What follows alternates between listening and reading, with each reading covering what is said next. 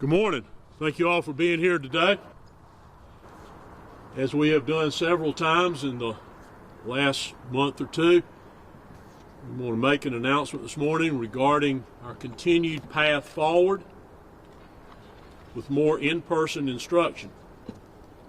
A path forward that we are only able to announce because we believe and are fully confident that we have a safe path forward, following the guidance, direction, and advice, Department of Health and Environmental Control, DHEC, and our local medical providers, Prisma, Bon Secours, St. Francis. Now, today's announcement is only for traditional students in our in-person program. None of these changes impact the virtual program. A phased-in middle school return to full-time in-person learning begins next week, November the 23rd. In this phase-in, students will be required to wear masks while seated in most classes. There would obviously be frequent breaks during the day to provide them the opportunity to remove that mask. This phase-in will be fully complete to 5 days by January the 4th. Starting next week, all 6th graders will attend Monday and Tuesday. As a reminder, Thanksgiving break is Wednesday through Friday. 7th and 8th graders will remain on their current attendance plan too. The week of November the 30th, all 6th graders will attend 4 days per week, Monday through Thursday. In addition, the week November the 30th, 7th graders attend Monday in their current group, blue and green, and Tuesday, red and purple. Then all 7th graders will attend Wednesday and Thursday. The week of December the 7th, all 6th and 7th graders are back Monday through Thursday. In addition, 8th graders will attend in accord with their current color groups, blue and green on Monday, red and purple on Tuesday.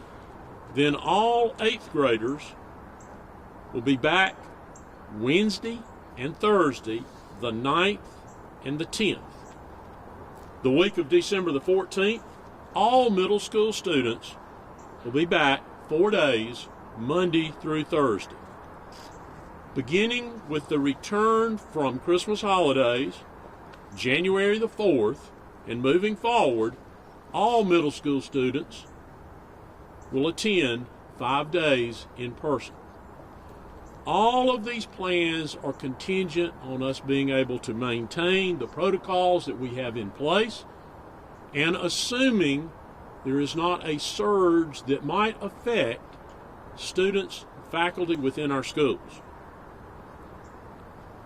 In addition to these plans, beginning Friday, December the 4th, identified middle school students will be participating in in-person tutoring the remaining Friday mornings through December 18th. Transportation will be provided to bus riders attending the remediation and tutoring sessions on Friday. High school students will also have that opportunity for remediation and tutoring on Fridays.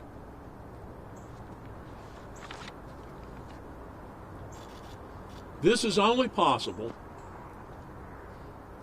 because of the prior approval we received from DHEC for our cluster configuration utilizing plexiglass pods, which allows us to maintain the equivalent of 6 feet of social distancing through the utilization of the pods, the wearing of masks while in the pods, and maintaining 3 feet between students within the pods and 6 feet between the pods.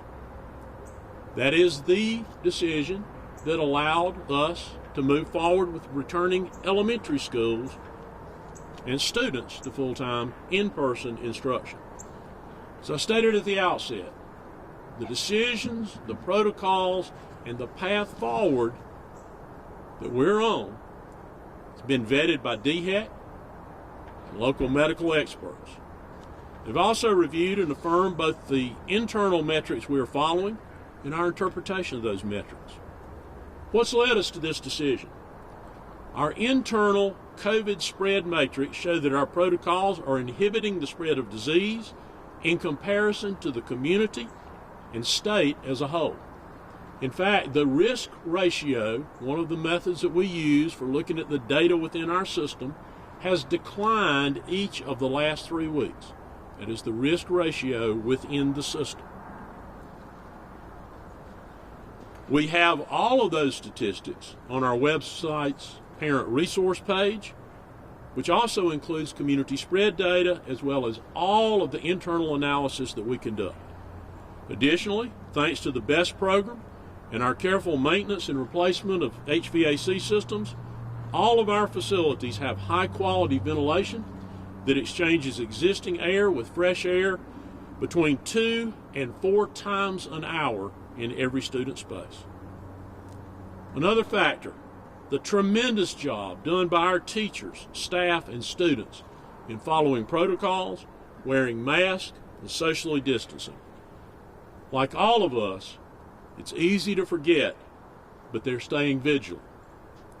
A great job by our administrators doing contact tracing, symptom reporting, and following DHEC guidance for quarantines and isolation. Thanks also to our parents who are keeping their students at home when they exhibit any symptoms of illness, whether COVID or other.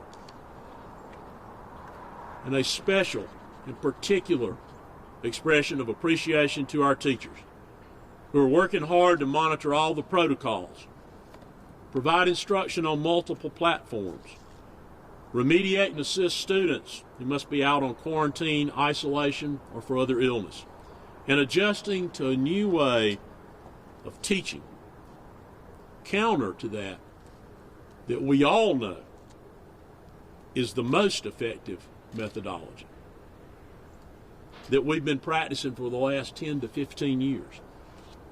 It is not that which is first nature to our teachers nor to our students, but having them face to face, we believe, is vitally important, so long as we can do it in a way that keeps them safe and keeps our employees safe.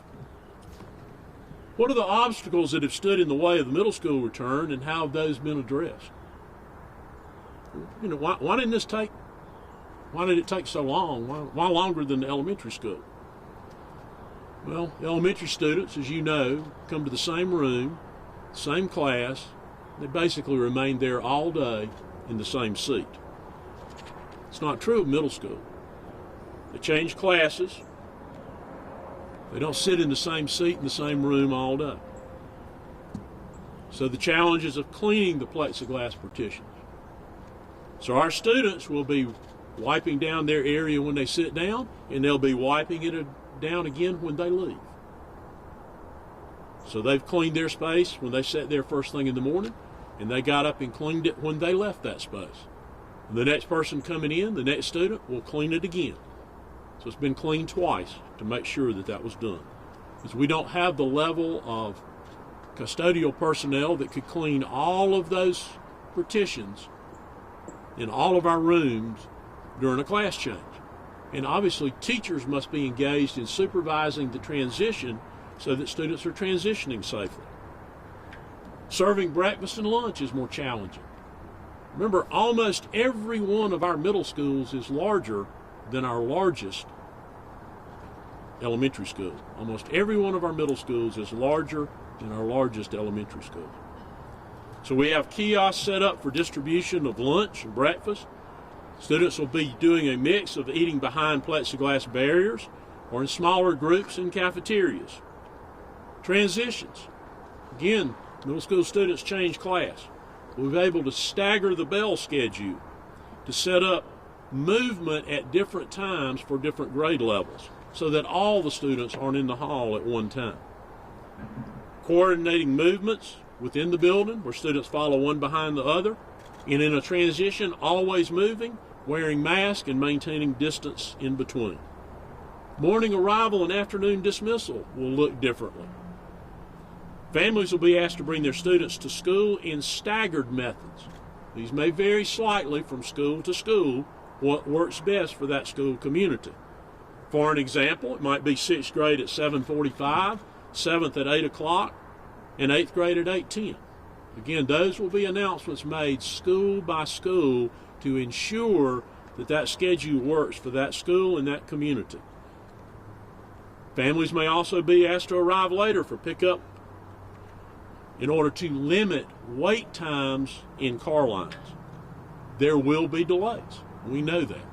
We ask that families prepare ahead for those delays. We also have to manage holding areas such as classrooms, gyms, and cafeterias in the morning. Managed in a way similar to what currently happens, but we have to have more spaces with greater supervision to ensure proper distancing. Related arts classes and spacing, following the same procedures, using larger rooms, changing out furniture in some cases. All of those were challenges to the middle school that extended beyond the challenges at elementary. Also, common with the elementary, helping teachers to understand the challenges of students. Some of them sitting with their back to you. How might that best be managed to keep those students engaged? How might you go about engaging students in a configuration that looks more like 1950 than it does 2020? We also had new limits placed on related arts classes and how those classes might have to be scheduled or arranged to ensure that we maintained safe distances for students and employees. We also had to do a number of schedule changes and class size adjustments. You may remember us saying early on in this process, we had more than 500 middle school classes that had 26 or more students in them. In some cases, schedules have been changed, classrooms have been shifted to larger spaces, and a variety of other individual adjustments have been made at the school level. It's important to know that we'll also continuously, as we are doing now, monitor the numbers in our community and within our system. We also closely communicate with DHEC and with both hospital systems here, including having spoken with both hospital systems earlier this morning. This is going to be particularly important with the coming Thanksgiving holidays and the coming Christmas winter break holidays. In fact, we may have to ask people to make adjustments with less than a week's notice if we see things moving quickly in the wrong direction. On a final note, as we are completing this plan and making the announcement about middle school return today, we are working on a plan to increase the amount of time high school students are in person. We believe, based on our preliminary work, that we will have the ability to increase their current attendance in person from 40% of the time to at least 60% of the time.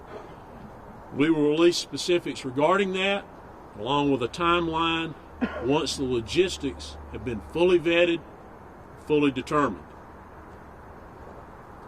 It is likely that transition will not occur prior to second semester for a variety of reasons, but we hope to make the announcement well before we close for the winter holidays. That concludes the information that I wanted to share with you. I'll be glad to answer any questions that you might have.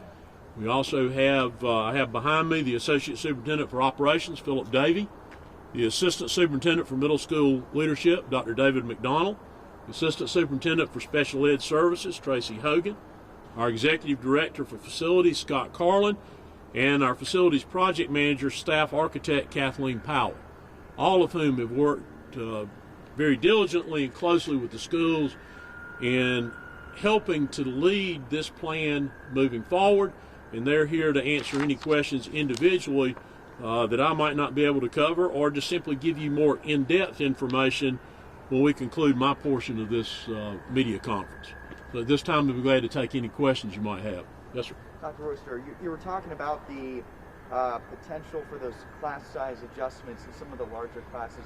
Does that mean students would have a different instructor in some cases for class, or how would that work? In some cases, that may have meant a different instructor. In other cases, it may have meant a different class period with the same instructor.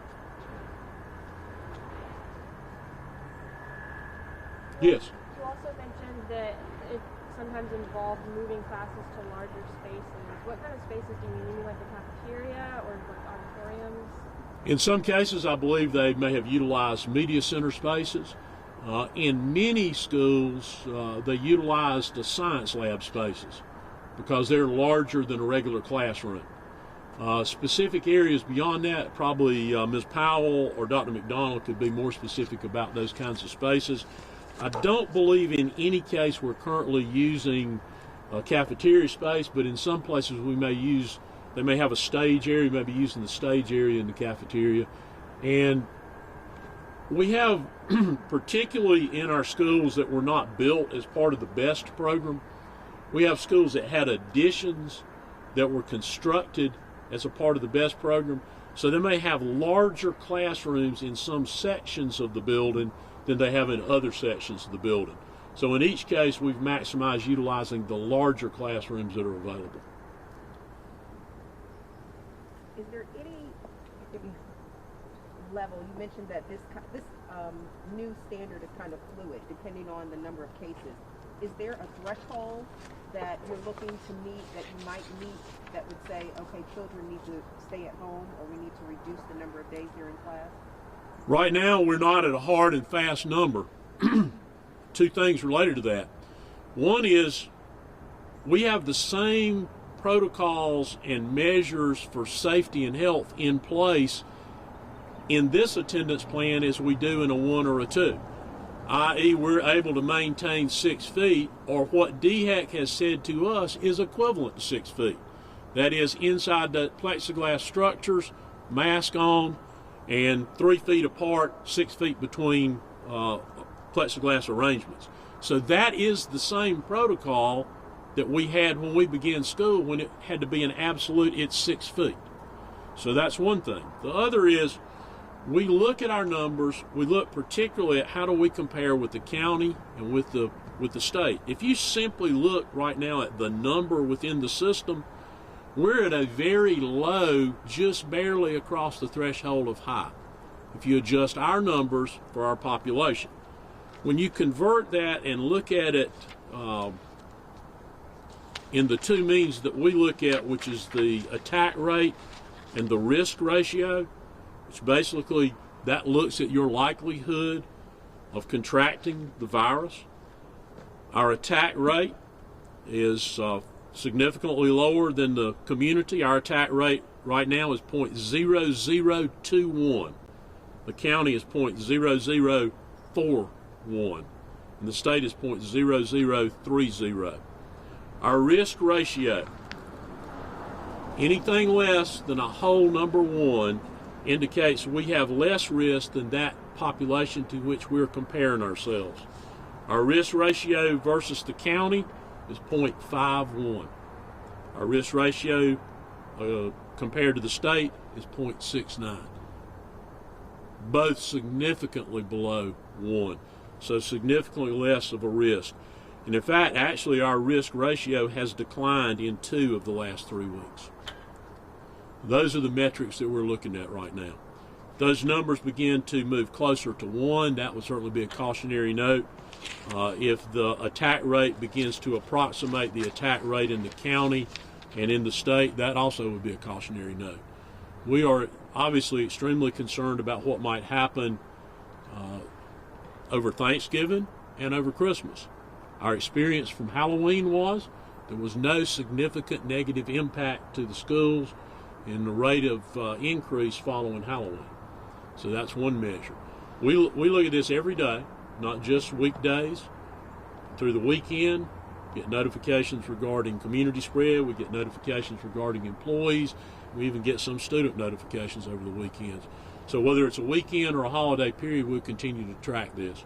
And that's one of the reasons that I said early on that we would ask certainly the patience and support of our community to understand that moving to face-to-face, even though we feel very comfortable looking at these numbers, that they support what we're doing internally by following the protocols we have, that we've got to be very aware that there is a significant likelihood that spread rates are increasing in our county and in our state, and we may have to reverse course with less than a week's notice.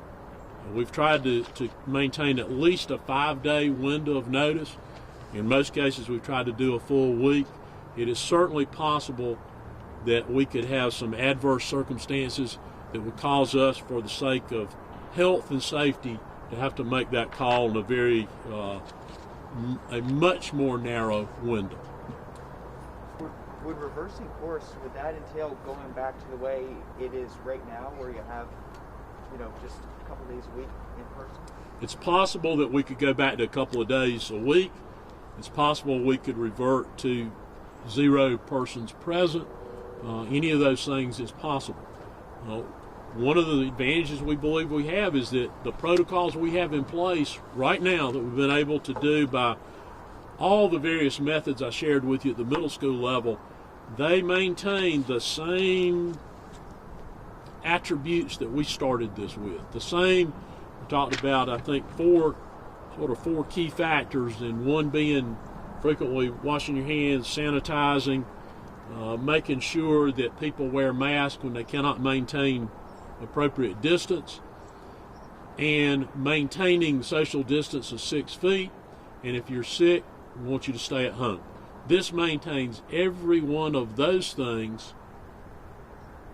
The only difference is that based on the approval and with the agreement of DHEC, we're able now to utilize these plexiglass configurations so that 3 feet in that configuration is equal to and replaces the need for it to be 6 feet. I had 2 questions. One, are class sizes in middle schools capped at 26 like the elementary schools are? And then also, do you hope that this return to in-person along with the remediation efforts will positively impact the academic scores? Because I know that the district issued report cards a couple weeks ago and they were kind of lagging. To answer your first question, no, it doesn't cap all of them at 26, because they've been able to rearrange the classrooms so that utilizing, for example, science labs, you can put more than 26 in there. So that's helped to accommodate those classes. Some, I think there were around 505 at the middle school level that were 26 or above. So we've been able to accommodate some of those. Now, in some cases, they can only get 25 or 26 in a room, so there will only be 25 or 26 in those rooms. But there's not a hard and fast cap system-wide because of various room configurations in each of the different schools. Yes, we certainly believe that this will help mitigate some of the issues around the number of failing grades. We also will be looking at that again as we go into the mid part of this second 9 weeks. We found by examination that quite a few of those failing grades were simply the result of not handing work in. It was not substantially driven by the quality of work submitted, but a lot of it was driven by the fact that work was not submitted. Now, we know that since the first 9 weeks that we have had students to turn in work that they had neglected to turn in the first 9 weeks. We're also at the point right now of analyzing our benchmark testing data, which goes more to student knowledge related to the standards. Obviously, a grade reflects their performance in the classroom. Our benchmarks actually reflect the knowledge that they've attained, and so we're doing some analysis of that now, and we'll make some announcement regarding how that compares with this time last year, sometime in the next several weeks. We've talked about before how middle school is a different challenge than elementary when it comes to keeping distance and talk about the mobility, what is the biggest challenge you foresee in keeping social distancing with middle schoolers as opposed to the elementary students? Middle school students, they're approaching that time in their life where they're beginning to assert a little more independence.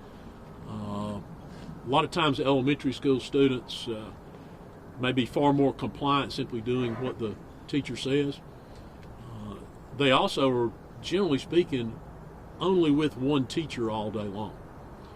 So all of those things kind of come together, make perhaps dealing with middle school students and having them follow a more structured pathway than elementary school makes that a little more challenging.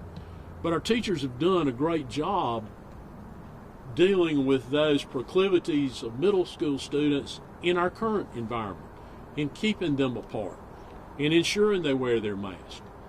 Now, the other side of that is if we have students that fail to comply with that, same stance we've taken on that since the beginning of the school year, if there's a continued failure to comply with that, then they may be sent to the virtual program. Because it is extremely important and necessary for the protection of other students and for our employees that they adhere to these requirements. And one of the keys to utilizing that plexiglass configurations in lieu of 6 feet of social distancing is they must be masked inside that plexiglass in order for it to replace 6 feet. I think that, yes, sir. Are you confident that you have enough PPE to pull this off? I know of at least one case where a teacher who was in COVID protocol had to come back and share a face shield with the sub that had it. Do you feel like you have enough to pull this off? I'm sorry, I lost kind of, it might have been that truck going by. I sort of lost the middle part of your question. Okay. Do you feel confident you have enough PPE to pull this off? I know of at least one teacher that had to, was expected to share a face shield with the sub after she got out of COVID protocol. There would be absolutely no reason for anybody to share a shield or anything else. We've got a warehouse full of PPE. In fact, I believe we sent out just under 1 million masks last week, Mr. Davey, is that right? 979,000?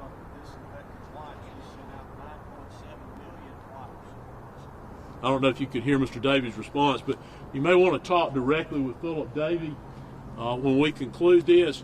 We've got tens of thousands of gallons of sanitizer. We've got enough face masks to last through the next 2 or 3 years. Hopefully we won't have to be using them then. And we've got face shields. In fact, just got another shipment of them in last week. So the idea, in fact, I met with a group of middle school principals and 2 teachers from each middle school on Friday. And that question came up in there. We showed them some pictures of all the PPE in the warehouse and gave them some numbers around how much had been distributed. There is absolutely no reason for anyone, any employee, to believe that we have a shortage of that or for it to be rationed in any way. All right, thank you very much for being here this morning.